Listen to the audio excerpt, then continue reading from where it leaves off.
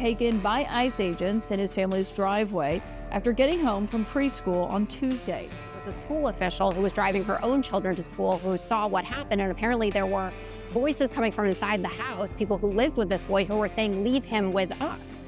And she heard that from the car? She got out. That woman? Official, and she gave it The agent said they were trying to get the boy back into the house and they wouldn't open the door. Anyway.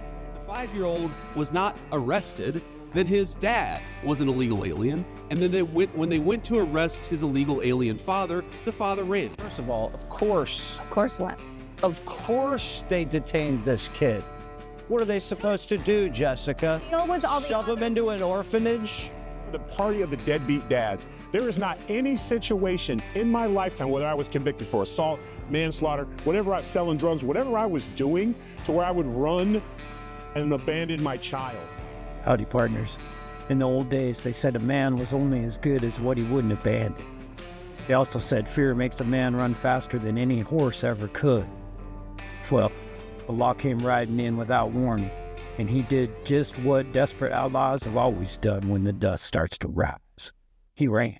This lawyer is lying with this level of specificity, saying he came through a port of entry. He entered the asylum system. He has an application through the CBP1 app. He has been going to court appointments. I mean, that's a striking amount of detail for someone that's making it up. Over to the agent and say, I don't look, know. I'm fine, here's my papers, I'm in the process. Why would he run? There was the outrage when 300,000 migrant children got lost in the document shuffle. Nobody knew where they were under the Biden administration. And heart-aching scenes like this, a terrified 10-year-old boy, unaccompanied, in tears at the border during the previous president. Border Patrol agents there in the El Centro sector encountered a young child who was approximately 3 years of age. The child appeared to be drugged, not with his parents, with strangers. Agents managed to wake the child up after doing what is known as a sternum rub, which is a technique to wake someone up that may be induced by drugs.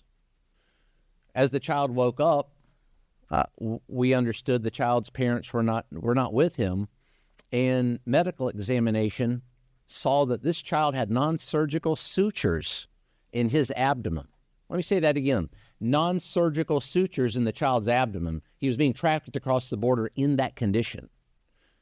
That's not an isolated event with the U.S. Border Patrol or ICE. We saw that many, many times. Drug children coming across the border, and guess what? Other than a couple of news outlets, I believe News Nation and Fox reported, nobody else would. Nothing on a child with non-surgical sutures in his abdomen, and nobody knows why. That's obviously the word bait was put out, right? That's the word they all got to go with now. The child was bait, and that has become the narrative. Find people hoax. Hands up, don't shoot. COVID from a wet mark. Laptop is fake. The border is secure. Crossfire hurricane. Trump is a Russian asset. Biden is fine. Even if you don't like what's going on relative to the way ICE is enforcing, that's the law. And if you don't like it, fair enough. But to lie about it is to tell. How about our victim of the day, a victim at the hands of illegal alien criminals, these same criminals that we are taking off the streets that you see on these screens behind us. This victim was Rachel Morin. She left behind 5 children. Let me say that again. She left behind 5 children after she was killed by an illegal alien from Central America. He decided to murder her and hide her body in a culvert. Oh, wait a second. That was after he raped her. She's separated permanently from her 5 children. Let me say that again. Separated permanently from her 5 children. There's a lot of conflicting information about this particular case. There sure is. It doesn't, but it doesn't actually. It's like Jacob Fryman jumping all over it. It actually doesn't matter. ICE is out of control. And if you don't want to believe the stories about what, the women are blocking traffic and it's about crazy protesters with blue hair and wine moms who don't have anything better to do. You a race traitor?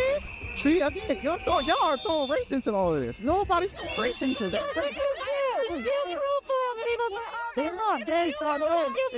Children don't run from uniforms. They look to them. And that's what made it feel meaner than any gunfight. The frontier used to test men with hunger and bullets. Now it tests them with impossible choices. When fear wins, it doesn't need a gun. The lawyer lies. That shouldn't surprise you when a lawyer who we pay for through an NGO is assigned an illegal alien. He just acts like a defense attorney and says they came through an app. There's no record of that. Let me just understand your position. Your position is that anybody in the world can cross into this country illegally with a kid and then stay here until they commit a crime. But then if they committed in a sanctuary city, we're not allowed to go get him because you guys protect him. And He didn't commit a crime. He had no deportation order even. Yes, he did. And I'm saying even if they do commit crimes, you still don't want us to deport them. Yes, you do. You guys are protecting these people. All right, you didn't deal with anything that I said, Jesse. Yes, I went down the list, Jessica. Really? Let's say that that's true. Let's say that everything Jessica's saying is true. All the more reason to self-deport. All the more reason to come in this country the right way, because if you do it the wrong way, the monsters are going to get you. But let's forget about all this. Let's take an American city. Let's take me. Say I have a suspended driver's license and my tags aren't paid for, and I'm driving with my children and I get pulled over, and I could get a ticket or I could go to jail. And my son's in the back seat in this little baby seat. And when I get out of the car and the police officer comes over to me and I take off running, or any of and then I'm arrested and my kid ends up in social services for the night. Are any of these people going to come run to my aid? Because I really didn't commit a rough crime. I just didn't pay my parking tickets for 5 years. So again, it doesn't matter. As a father, you guys love to support you are the party of the deadbeat dads. There is not any situation in my lifetime, whether I was convicted for assault, manslaughter, selling drugs, whatever I was doing, to where I would run and abandon my child. I would have said, "You got me, fellas. Before you arrest me, can I make a call so I can get my child somewhere?" That's what a father does. That's the guy that I would support. That's the guy who'd be like, yeah, he didn't come in the right way, but listen to this guy, he cares about his kid. He took off running. He didn't look back. He was out. If you can run from your child in the snow, from what supposedly is the biggest monster ever, I would die defending my children before I would run and abandon them and leave them to this horrible monster. So I don't care what the arguments is. Based man to man, father to father, the reason why your son's where he is because you ran, period. If you had all these things, those are easy things to prove. Well, I did this. I was in a song. Thanks for coming, guys. I get the misunderstanding, officer. Here's my paperwork. I'll get it straightened out. That's not what he did. He said he took off running. Here in the U.S. Border Patrol, I will say unequivocally that we are experts in dealing with children. Let me say that again, experts in dealing with children. Not because we want to be, but because we have to be. Over those past 4 years, hundreds of thousands of children were trafficked across that border. Guess who they came into contact with? Sometimes who was the very first law enforcement agency or American citizen that they saw? U.S. Border Patrol, followed by our counterparts at Immigration and Customs Enforcement. We're definitely the experts at dealing with children, unfortunately. Hundreds of thousands under that last administration. Not to mention the 300,000 lost children, 300,000 plus lost children are trafficked across that border. Now, when we've got the news media talking about children, I'd certainly love to hear more reporting on the 300,000 lost children. How about the 14 that we recovered at that pot farm a few months ago in Camarillo, California? The 14 lost children trafficked across the border that were found working illegally on a pot farm in California. I would call this the DSP syndrome. That's a term that I made up. I'm not a medical doctor. I'm a Border Patrol agent. It's called the double standard phenomena. Say that again. The DSP is the double standard phenomena. We see this quite often, the DSP. American citizens that are arrested daily here in Minneapolis. Are they separated from their children and families? Absolutely, as they should be. Criminals face consequences. Criminals face consequences.